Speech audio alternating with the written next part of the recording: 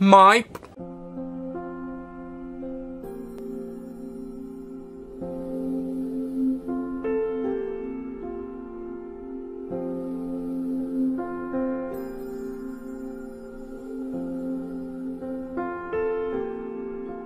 Hello ladies and gentlemen, Nick here, and welcome to my review of Finding Nemo, which is Pixar's 5th animated, feature-length animated film, and is the classic story about a clownfish named Marlin having to search for his son, Nemo, who's been taken by some divers and is now in a dentist's fish tank. So Marlin, with the help of short-term memory Dory, is on a quest to find his son. So that's the plot of Finding Nemo, and it's a bloody brilliant film. This is a classic film which is suitable for, well, is a must-see for at least all children who are able to see it.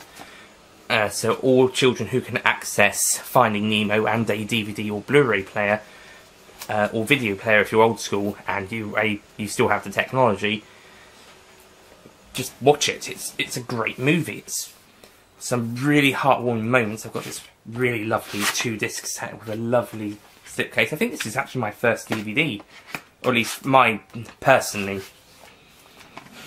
In the house, probably not, but personally it is my first one. So Finding Nemo has such a great story, as I've already mentioned it, and the adventures that Marlin goes on to find Nemo. He has to, he says battle sharks, but he doesn't really battle some sharks, but he meets 3 sharks who are trying not to eat fish. They're on a kind of a, like how, say you were a predator, and you then decided not to eat a particular type of food, such as a lion deciding not to eat a gazelle, for example. I think Zootropolis would be a best place to see that. So, kind of like that. So, sharks who do not want to eat fish, or are trying not to eat fish. One of them is not really succeeding very well. Another almost fails as well. I think Anchor is the one who comes closest to being the one who doesn't, who hasn't had fish for a long time. Fun fact, he's voiced by Eric Bana, who's in Star Trek, the 2009 film. Anyway, then Marlin and Dory have to battle an anglefish with the kind of the light thing. Then they meet some silverfish that help them in, well, eventually help them towards the EAC, the East Australian current. However, they then have to battle some jellyfish. Well, they have to survive a jellyfish attack and get onto the EAC and ride on turtlebacks. And then they get some help from a whale to Sydney Bay. Meanwhile, Nemo is in the tank with some new friends who are planning an escape, with Willem Dafoe's Gil leading the team.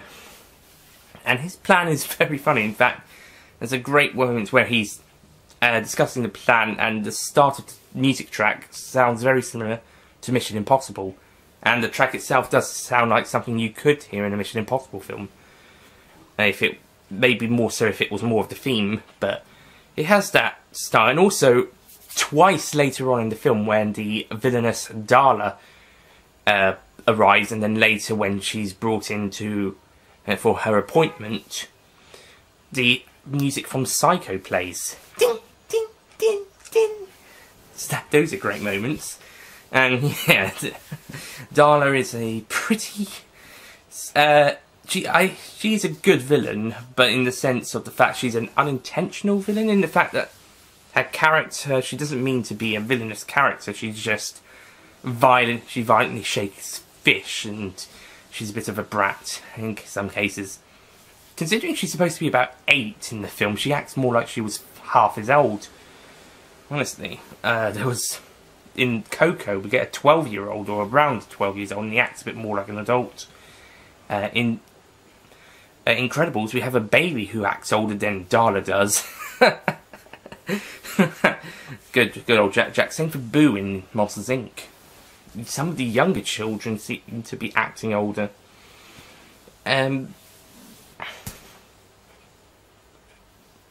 So, just quite a few good moments. And also, like, Nigel, he's a great character. I think that was Jeffrey Rush voicing him. He's a great character. He's a pelican. And, oh, that brings me on to the seagulls. Mipe. The seagulls.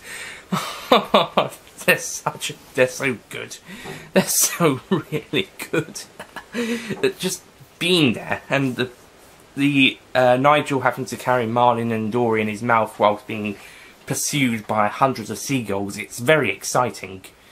And there are quite a few tense moments, like the Bruce smelling Dory's blood and getting all, "Ooh, just want a bite? I'm having fish tonight!" And of course the classic, "Here's Brucey!" Another reference to another film, The Shining. There's lovely little references to other films, either with the music or with some scenes. I'm pretty sure a pizza truck from Pizza Planet in Toy Story goes past at some point. There definitely is in Coco. And also with the jellyfish stuff, that is quite tense, as well as also when Nemo goes into the pipe to try and clog up the tank to make it dirty the first time round. The second time round he's fine. So yeah, and of course the ending as well with the keep swimming, that is quite tense, especially with Dory caught up. But eventually they're able to convince them to all swim back down to the bottom, and it manages to save the day, and Nemo's reunited with Marlin and everyone is happy again. And I also like the character developments of the two characters throughout the films, plus Dory as well later on as well. So the three characters, they get great development, especially the father and son dynamic between Marlin and Nemo, and how their relationship develops, as well as also Marlin's one with Dory, his friendship. And also, Dory is one of the few female leads who is not a love interest, and this goes across both films, by the way. So that is really well done. That is really great. I will say probably the same works with Jessie in the Toy Story films with Woody. Well, I think she has some sort of, I wouldn't say relationship, but more connection with Buzz. Just trying to work out anyone else in the Pixar films.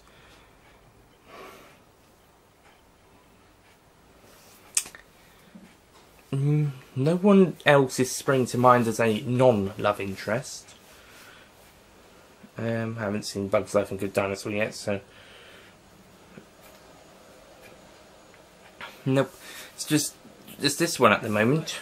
I think Brave doesn't really have a male lead. I think the closest is the King, and that's the female lead's dad, so that doesn't really count. Then again, I don't think the Monsters films have very female leads, unless you're counting Boo. Anyway, so Finding Nemo, it's such a great film. It's a life lesson teaching with the father and son stuff, and being a part also develops the relationship as well. And it's also a really fun and entertaining film with great moments throughout. It is definitely one of Pixar's best films just for the story alone, but the fact that they just make it such a really fantastic final product as well, it's amazing. And I think with this one they put their all into this, more than some of the others. I think there are some other films that are as good, if not even some maybe even better, but this one is definitely one of their strongest to date, even after 2003, 15 years later. 15 years later, it still holds up as one of their best installments, and after 20 films, too. So, I'm going to give Finding Nemo a perfect 10 out of 10.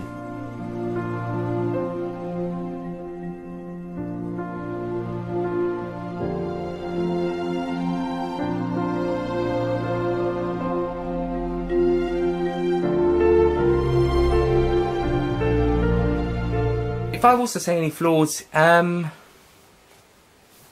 really. I think it's pretty well paced. I think it's pretty well executed. I think if I saw it the first or second time, doing this review after seeing it the first, second, maybe third time, I might mention that as a nitpick, it might be the fact that they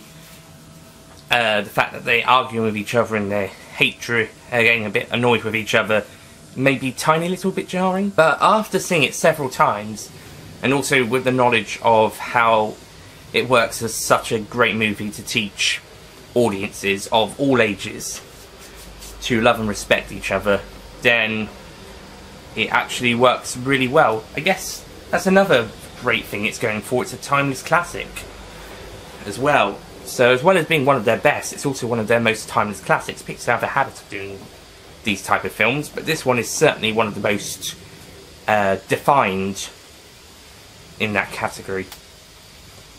So, yeah, that's Finding Nemo. That was an amazing film. Next time, we'll be looking at its sequel, which is not as good, but it's still a very good installment. Finding Dory. I'll see you guys next time. Goodbye.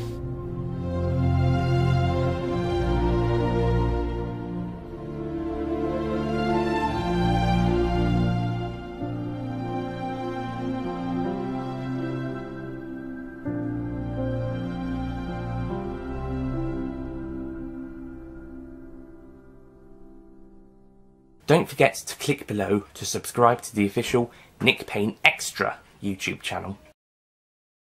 Because I was doing okay. Excuse me. Hopefully I was able to keep it in.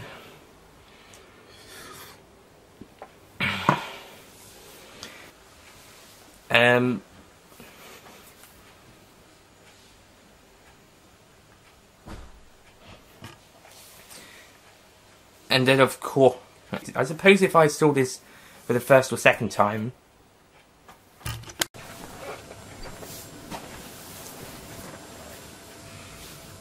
as well as also the fact that no, I won't mention the mental illness.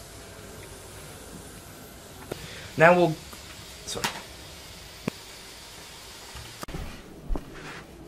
3, 2, 1. My